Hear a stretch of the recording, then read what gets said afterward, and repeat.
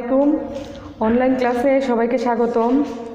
আমি নাসরিন জাহান চকদার, অগ্রণী উচ্চ বিদ্যালয়, চুনারঘাট, হবিগঞ্জ। আজ সুপ্রিয় শিক্ষার্থীরা, আজ তোমাদের অষ্টম শ্রেণীর বাংলাদেশ ও বিশ্ব পরিচয় পাঠ আমি নিব।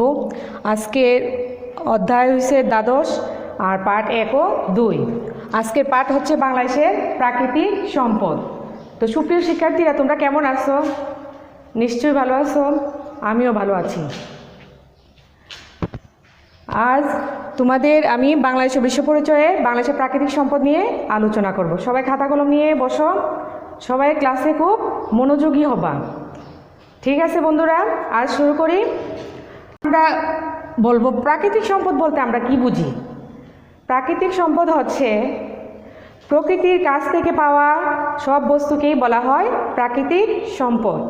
আমি আবার বলছি, প্রকৃতির কাছ থেকে পাওয়া সব বস্তুকে বলা হয় প্রাকৃতিক সম্পদ। আর এই সম্পদ আমরা প্রকৃতির কাছ থেকে সংগ্রহ করি, আর এর মাধ্যমে আমাদের আর্থ ও সামাজিক জীবনের অগ্রগতি ঘটে। যদিও আমাদের প্রাকৃতিক সম্পদ প্রয়োজনের তুলনায় কম, তাহলে কিছু না, আমরা যদি তার যথাযথ ব্যবহার করি, যথোপযুক্ত ব্যবহার করলে এই অল্প প্রাকৃতিক সম্পদ দিয়েই আমরা এর সুষ্ঠু ব্যবহার করতে পারি, তাহলে আমাদের জীবনযাত্রার মান উন্নয়ন হবে। তো বন্ধুরা, সবাই খাতা কলম নিয়ে বসো। আজ আমি তোমাদের যে প্রাকৃতিক সম্পদগুলো কি কি তোমরা খাতায় লিখে নাও। প্রাকৃতিক সম্পদগুলো আমি আলোচনা করছি। প্রাকৃতিক সম্পদগুলো হচ্ছে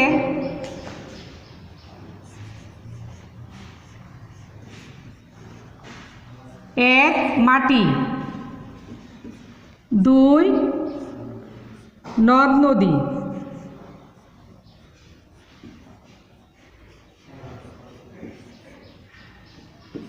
3, বনজ সম্পদ; 4,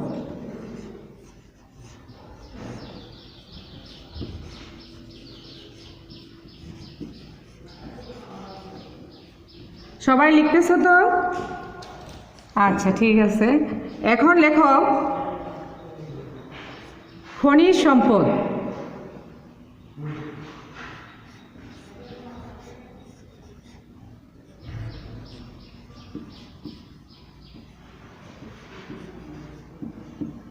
5,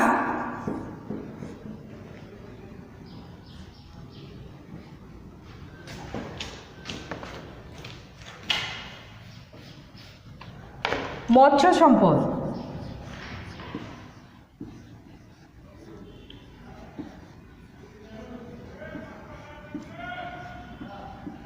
6, প্রাণী সম্পদ।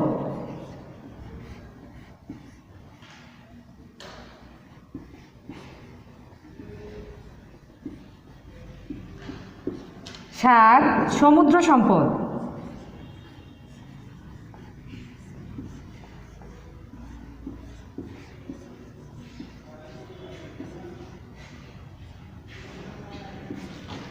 সুপ্রিয় শিক্ষার্থীরা, তোমরা দেখতে পাইতেছো যে এগুলো হচ্ছে বাংলাদেশের প্রাকৃতিক সম্পদ। প্রথমে আমরা বলছি যে প্রাকৃতিক সম্পদ বলতে আমরা কি বুঝি।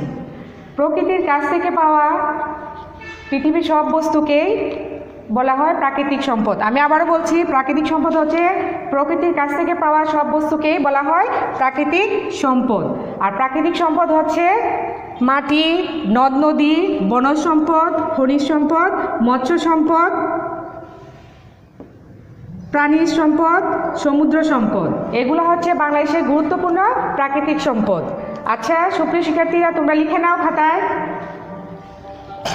আচ্ছা, এখন মাটি। প্রথমটা হচ্ছে কি আমাদের মাটি। মাটি হচ্ছে বাংলাদেশের মূল্যবান প্রাকৃতিক সম্পদ। বাংলাদেশের সমতল ভূমি কি খুবই উর্বর। এখানে বছরে 3টি ফসল উৎপন্ন হয়। এখানে বছরে কয়টি ফসল উৎপন্ন হয়? 3টি ফসল উৎপন্ন হয়। বাংলাদেশের 10 ভাগের 1 ভাগ হচ্ছে পাহাড়ি এলাকা। এই পাহাড়ি এলাকায় প্রাণীর সম্পদ, বনজ সম্পদ ও খনিজ সম্পদ পাওয়া যায়। আচ্ছা, দ্বিতীয়টা হচ্ছে নদ নদী। বাংলাদেশ নদীমাতৃক দেশ। বাংলাদেশের চারদিকে নদী ঘিরে রয়েছে আর নদীতে প্রচুর মাছ আমরা পাই। আর নদী হচ্ছে মালামাল পরিবহনের সহজ মাধ্যম। এই জন্য নদ নদী হচ্ছে বাংলাদেশের দ্বিতীয় প্রাকৃতিক সম্পদ। তৃতীয় হচ্ছে বনজ সম্পদ। বনজ সম্পদ আমাদের মোট বনভূমির পরিমাণ 24,938 বর্গ কিলোমিটার। বাংলাদেশের প্রয়োজনের তুলনায় বনজ সম্পদ কম। আমাদের মোট বনজ সম্পদ আছে 16 ভাগ। বনে রয়েছে প্রচুর কাঠ। এই কাঠ থেকে আমরা কি করি? এই কাঠ থেকে আমরা ঘরবাড়ি তৈরি করি এবং আসবাবপত্র তৈরি করি। তো প্রাকৃতিক ভারসাম্যের জন্য আমাদের কি করতে হবে? আরও বেশি করে গাছ লাগাতে হবে। আমাদের বনভূমি থাকা প্রয়োজন 25 ভাগ। তো তা আমাদের প্রয়োজনের তুলনায় কম না বন্ধুরা? হ্যাঁ, আমাদেরকে বেশি বেশি করে গাছ লাগাতে হবে। তোমরা তোমাদের বাড়িতে বেশি করে গাছ লাগাবে। গাছ আমাদের পরম বন্ধু। আচ্ছা, তারপর হচ্ছে খনিজ সম্পদ। বাংলাদেশে মাটির নিচে অনেক খনিজ সম্পদ রয়েছে। এই খনিজ সম্পদের মধ্যে আছে কয়লা, চুনাপাথর, সিলিকা বালি, এগুলো হচ্ছে খনিজ সম্পদ। মৎস্য সম্পদ। মৎস্য সম্পদ বাংলাদেশ নদীমাতৃক দেশ। এখানে প্রচুর নদ নদী খাল বিল আছে এবং দক্ষিণে রয়েছে বঙ্গোপসাগর। এই খাল বিল থেকে প্রচুর মিঠা পানির মাছ আমরা পাই এবং সমুদ্রে মাছও আমরা পাই। এই ধরো আমাদের সমুদ্রের মাছগুলোর মধ্যে ইলিশ, রূপচাঁদা, এগুলো হচ্ছে সামুদ্রিক মাছ। আচ্ছা, এগুলো হচ্ছে আমাদের মৎস্য সম্পদ। বন্ধুরা বুঝতে পারছো তো ঠিক মতো? আচ্ছা, ঠিক আছে। তারপর হচ্ছে 6 নম্বর হচ্ছে প্রাণী সম্পদ। প্রাণী সম্পদ আমরা আমাদের বাড়িতে আমরা সবাই কি করি? গরু, ছাগল, মহিষ, হাঁস, মুরগি এগুলা কি করি? এগুলি আমরা বাসায় বা বাড়িতে এগুলো আমরা পালন করি। এগুলো হচ্ছে বাংলাদেশের প্রাণী সম্পদ। তাছাড়া পশু পাখি ও আমাদের প্রাণী সম্পদ। সমুদ্র সম্পদ।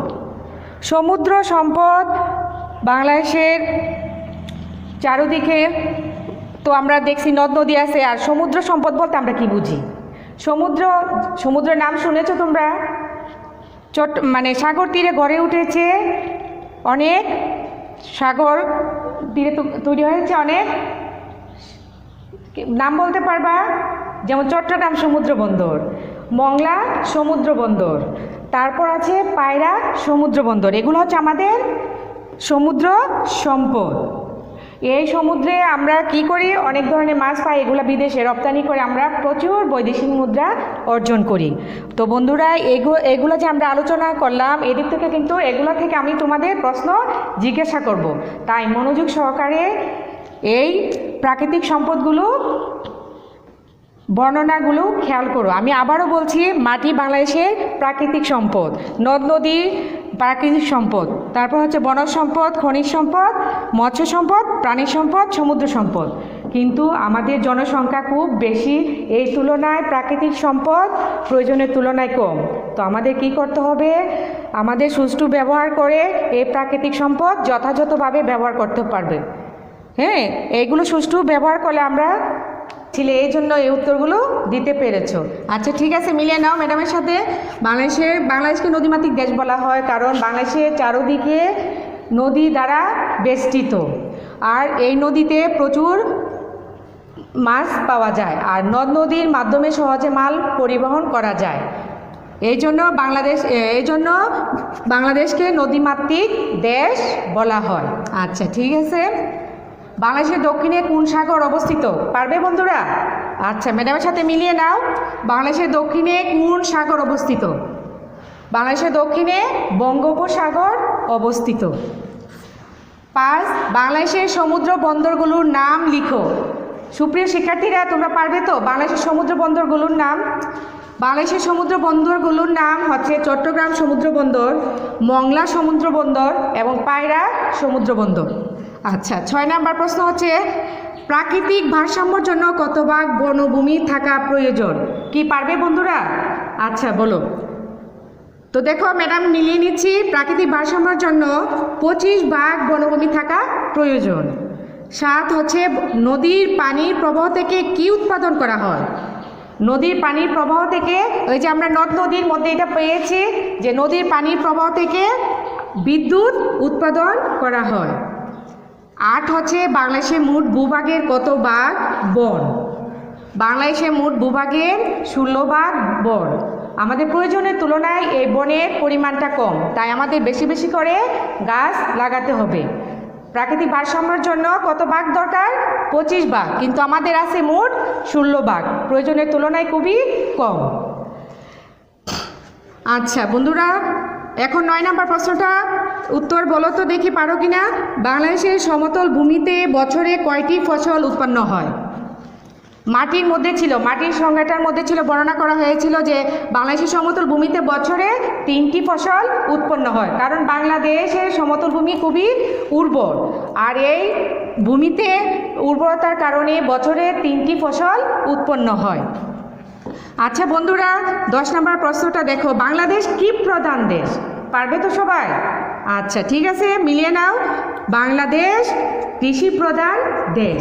আচ্ছা তোমরা সবাই এটা যারা পারো নাই প্রশ্নগুলো লিখে নাও, বাসায় গিয়ে শিখবে। সবাই যে পারবে তা না, তোমরা যারা পারো নাই এই প্রশ্নগুলো লিখে নাও। সুপ্রিয় শিক্ষার্থীরা, তোমরা লিখে নিয়েছো? আচ্ছা ঠিক আছে। আচ্ছা এখন আমরা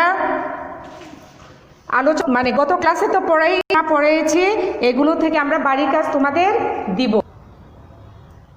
সুপ্রিয় শিক্ষার্থীরা, আমরা কিছু আলোচনা করেছি, এখন বাকিগুলো তোমরা বই বের করো।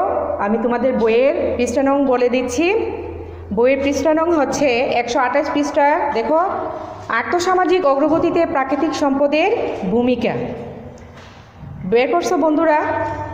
আচ্ছা দেখো যে পার্ট 2, আর্থসামাজিক অগ্রগতিতে প্রাকৃতিক সম্পদের ভূমিকা। তা আমরা তো এর আগে আলোচনা করেছি প্রাকৃতিক সম্পদ কাকে বলে এবং প্রাকৃতিক সম্পদগুলো কি কি। প্রাকৃতিক সম্পদ বলেছি যে প্রাকৃতিক সম্পদ হচ্ছে প্রকৃতির কাছ থেকে আমরা যেসব বস্তু পেয়ে থাকি সেগুলো হচ্ছে প্রাকৃতিক সম্পদ। আর প্রাকৃতিক সম্পদ হচ্ছে মাটি, নদ নদী, বন সম্পদ, খনিজ সম্পদ, মৎস্য সম্পদ, প্রাণী সম্পদ, সমুদ্র সম্পদ, এগুলো হচ্ছে আমাদের প্রাকৃতিক সম্পদ। এখন আর্থিক সামাজিক উন্নয়নে এই প্রাকৃতিক সম্পদের ভূমিকা আমরা এখন আলোচনা করব। আচ্ছা শিক্ষার্থীরা, তোমরা 128 পৃষ্ঠা বের করো। দেখো, আর্থসামাজিক অগ্রগতিতে প্রাকৃতিক সম্পদের ভূমিকা। বেঁচে থাকার জন্য মানুষ নানা রকম কাজ করে, এসব মানুষের অর্থনৈতিক কাজ। এই অর্থনৈতিক কাজের উপর ভিত্তি করে সমাজ ব্যবস্থা গড়ে ওঠে। প্রাচীনকালে মানুষ বন থেকে ফলমূল সংগ্রহ করত এবং পশু শিকার করে তারা মাংস খেত। তার মানে প্রাচীন যুগ থেকেই প্রকৃতির উপর মানুষ নির্ভর ছিল। তারপর তারা ফসল ফলাতে শেখে এবং কৃষিভিত্তিক সমাজ ব্যবস্থা তৈরি করে। খাদ্য, অন্যান্য পণ্য উৎপাদন, বন্টন ও ভোগকে কেন্দ্র করে মানুষের আর্থসামাজিক ব্যবস্থা গড়ে ওঠে। আচ্ছা, প্রাচীনকাল থেকে শুরু করে মধ্যযুগ পর্যন্ত মানুষ যেসব সম্পদ ব্যবহার করেছে তার সবটাই ছিল কি? প্রাকৃতিক। আমি আবারও বলছি, দেখো, প্রাচীনকাল থেকে শুরু করে মধ্যযুগ পর্যন্ত মানুষ যেসব সম্পদ ব্যবহার করেছে তার সবটাই ছিল কি? প্রাকৃতিক। প্রাকৃতিক সম্পদকে রূপান্তর করে মানুষ নিজেদের প্রয়োজনে তা ব্যবহার করছে। আধুনিককালে মানুষ কয়লা, লোহা, পাথর, স্বর্ণ, রৌপ্য, গ্যাস ইত্যাদি খনিজ পদার্থ উত্তোলন করতে শিখেছে সেই প্রাচীনকাল থেকেই। তারা প্রকৃতির সম্পদকে আরও দক্ষতার সাথে ব্যবহার করেছে। এর জন্য তৈরি করেছে অনেক আধুনিক যন্ত্র। এভাবেই মানুষ নিজেদের আর্থসামাজিক অবস্থাকে দ্রুত উন্নতি করেছে। বাংলাদেশের উন্নতিতে প্রাকৃতিক সম্পদের ভূমিকা। বন্ধুরা, পাঠে মনোযোগী হও। বাংলাদেশের প্রাকৃতিক সম্পদ সীমিত, অন্যদিকে সম্পদের তুলনায় দেশের জনসংখ্যা বেশি। আমাদের প্রাকৃতিক সম্পদ সীমিত কিন্তু আমাদের জনসংখ্যা বেশি। এজন্য যথাযথ পরিকল্পনার মাধ্যমে আমাদের প্রাকৃতিক সম্পদ ব্যবহার করতে হবে। উৎপাদন, আমাদের এই যে প্রাকৃতিক সম্পদ আমরা কিভাবে ব্যবহার করলে আমাদের আর্থসামাজিক জীবন আরও উন্নতি হবে। উৎপাদন ও কর্মসংস্থান বৃদ্ধি। আমাদের দেশ কৃষি প্রধান। এদেশের মাটি খুবই উর্বর। এই উর্বর মাটি যথাযথভাবে ব্যবহার করলে কৃষি উৎপাদন অনেক বেড়ে যাবে। অন্যদিকে শিল্পায়নও করতে হবে পরিকল্পিতভাবে। কৃষি কাজে উন্নত প্রযুক্তি ব্যবহার করলে উৎপাদন বাড়বে এবং নতুন নতুন কর্মসংস্থানের সৃষ্টি হবে, ফলে মানুষের জীবনযাত্রার মান আরও উন্নত হবে। দ্বিতীয় পয়েন্ট হচ্ছে সুষম খাদ্যের অভাব। দ্বিতীয় পয়েন্ট হচ্ছে কি? সুষম খাদ্যের অভাব। বর্তমানে গবাদি পশু, হাঁস মুরগি ও মৎস্য এই 3 ধরনের প্রাণী সম্পদেরই ব্যবহার বেড়েছে। এর ফলে সুষম খাদ্যের অভাব পূরণ হচ্ছে। অন্যদিকে লক্ষ লক্ষ খামার সৃষ্টির ফলে বহু মানুষের কর্মসংস্থান হচ্ছে। তৃতীয় হচ্ছে সেচ সুবিধা প্রদান। যেহেতু বাংলাদেশ কৃষি প্রধান দেশ, এই জন্য সেচের ব্যবস্থা থাকলে বাংলাদেশে আরও ফসল উৎপন্ন হবে। বাংলাদেশ ভূমি খুবই উর্বর, তো নদী, খাল, বিল, হাওরের পানি দিয়ে আমরা কৃষি জমিতে সেচ দিতে পারি, তাহলে আমাদের ফসলটা আরও বেশি উৎপাদন হবে। ফলে শুকনো মৌসুমে কৃষি উৎপাদন অনেক বাড়ানো যায়। 4 হচ্ছে শিল্পের উন্নয়ন ও প্রসার, ব্যবহার প্রসার। শিল্পের উন্নয়ন ও ব্যবহার প্রসার। দেশের গ্যাস, কয়লা ও চুনাপাথর আমাদের জীবনযাত্রা কাজে লাগছে। এভাবে প্রাকৃতিক সম্পদের ব্যবহার হচ্ছে এবং শিল্পের প্রসার ঘটছে। বনজ সম্পদের ভূমিকা। 5 নম্বর পয়েন্ট হচ্ছে বনজ সম্পদের ভূমিকা। বাড়িঘর তৈরি ও আসবাবপত্র নির্মাণের জন্য আমরা বনজ সম্পদ ব্যবহার করি। আবার প্রকৃতিতে তাপমাত্রা কমানোর জন্য বনজ সম্পদ অত্যন্ত প্রয়োজনীয় ভূমিকা পালন করে।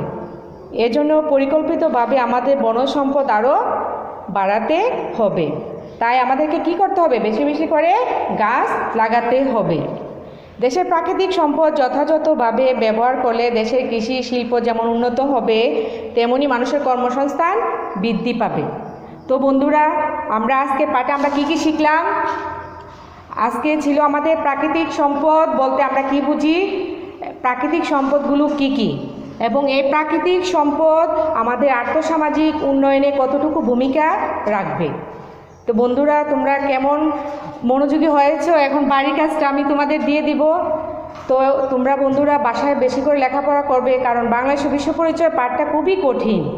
তোমরা প্রশ্নের ধারাটা দেখে নিও। প্রথম প্রশ্নটা হচ্ছে 1 মার্কের, তারপর হচ্ছে 2 মার্ক। তৃতীয় প্রশ্ন যেটা, এটা একটু বেশি করে লিখবে, কারণ বাংলাদেশের বিশ্ব পরিচয় নাম্বার খুব কম ওঠে, কারণ আমরা ক্লাসে ছাত্ররা তোমরা মনোযোগী হও না। এই জন্য বাংলাদেশের বিশ্ব পরিচয় ক্লাসটা বেশি মনোযোগের সাথে পড়বে।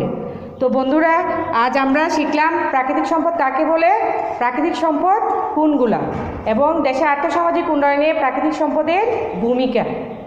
তো আজকে আমরা বাড়ির কাজ দিয়ে দেবো। সবাই খাতা কলম নিয়ে রেডি হও, বাড়ির কাজটা লিখে নাও।